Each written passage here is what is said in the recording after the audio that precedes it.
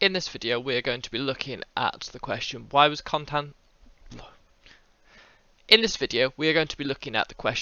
Constantinople so important?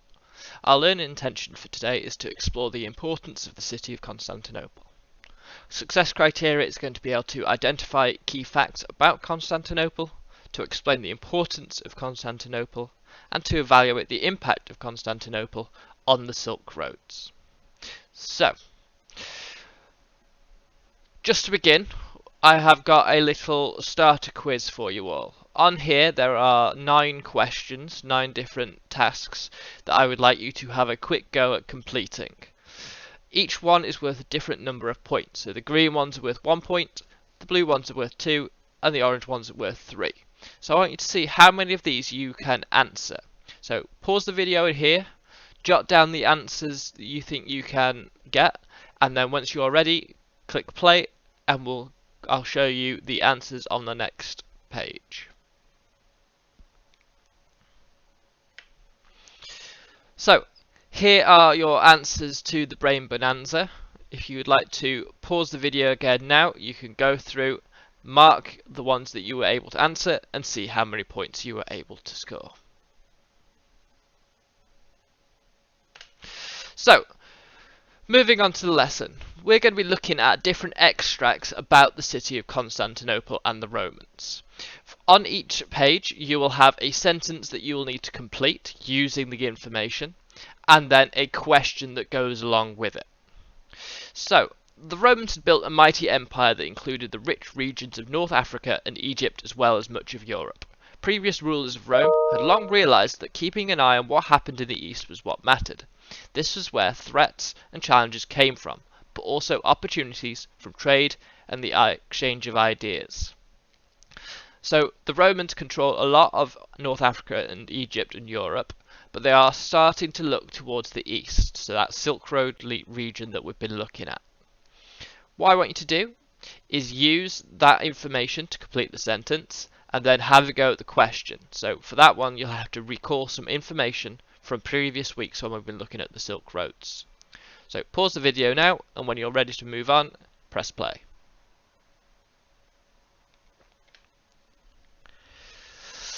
So today we're going to be looking at the city of Constantinople, which you'll be able to see there is by the Black Sea. It is pretty much on the border of where Europe meets Asia, sort of like a gateway between the continents.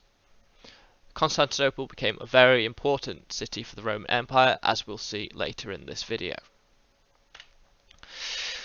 So, Emperor Constantine, who was a Roman emperor, wanted to be closer to the action.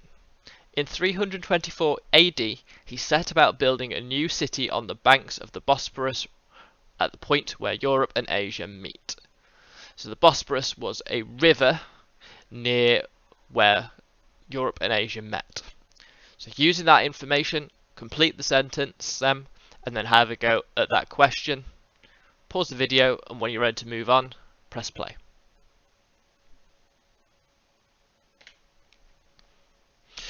Constantine set about expanding the territory, so expanding is to make it bigger, dividing it into 14 sections and building a new outer wall.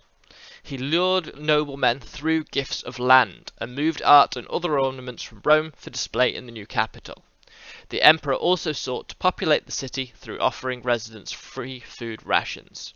So he's getting rich people to come to the city by offering them land and bringing in new arts and displays from Rome. And he's trying to persuade poorer people to join the city by offering them free food. So again, using that information, complete the sentence stem, have a go at the question, and then press play when you're ready to move on to the next.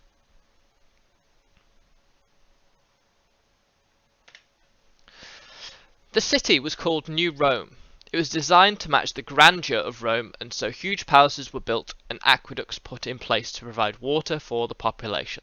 So grandeur means it matches sort of like the majesty, the posh, the extravagant. So it's trying to match Rome in its design and being rich and posh and fancy.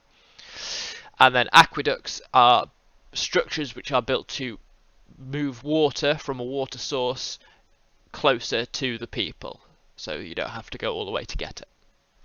So again, complete the sentence stem, and then have a go at the question. When you're ready, press play and move on. Its wide streets were lined by statues of great rulers like Alexander the Great and Julius Caesar, as well as one of Constantine himself as Apollo.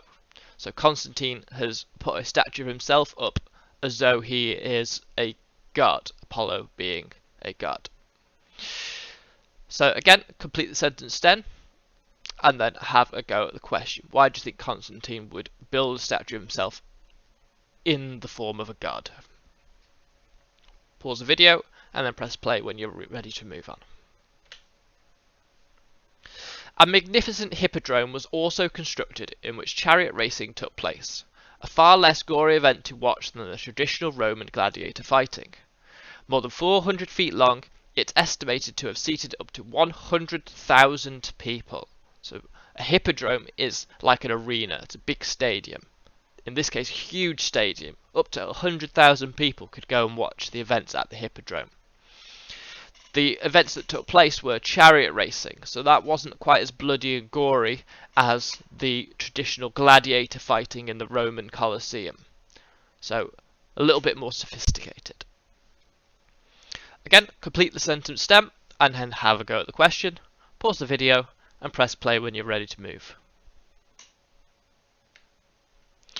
So this is a artist's interpretation of what Constantinople may have looked like back in the time of the Romans. So you'll be able to see in the middle there that huge hippodrome. That's where the chariot racing took place. You'll also notice that it's surrounded by the river and it's got high walls to protect it. So it's a very, very well defended city. It's very hard to attack. The fact that it's on the river as well means that it's a good position to be a centre of trade, because ships from all around can come to the city. So it soon became obvious that this new city was as important as Rome itself, and it wasn't long before it was being referred to as the city of its founder, Constantine, Constantinople. So New Rome started to be referred to as Constantinople, named after the Emperor Constantine. So complete the sentence stem, and then have a go. Why do you think it was important to the Romans to have an important city in the east? So why is it important to have a foothold in the Silk Roads region? When you're ready, press play and move on. So the legacy of Constantinople then. So what happened after? Constantinople became one of the richest and most powerful cities in the world. Trade was very important. It became a very important city for trade throughout the world. It's remained long after the Roman Empire collapsed. When the Roman Empire collapsed, an empire called the Byzantines popped up and they sort of took over control of Constantinople. It brought wealth to its rulers, and its city walls were amongst the best in the world and offered protection for its citizens. The city became very diverse with lots of different cultures. So because of its position between Europe and Asia, lots of different peoples were gathering in Constantinople, and it became a very modern and very diverse city. However, whilst it brought a lot of money and trade to its people, many empires fought over control of the city. Because it was so important, different countries wanted to control it. And then later on, during something called the Crusades, Constantinople was at the centre of a holy war between Christianity and Islam. So you can see there's negative and positive impacts of the city on the Silk Roads region. Your final task. I'd like you to choose one of these answers and answer it in full sentences, please. So, A, you can describe in your own words what Constantinople would have been like back in the time of Constantine. B, you can have a go at explaining why you think Constantinople was so important to the Roman Empire. Or C, you could evaluate the impact you think Constantinople would have had on the Silk Road, so positive and negative.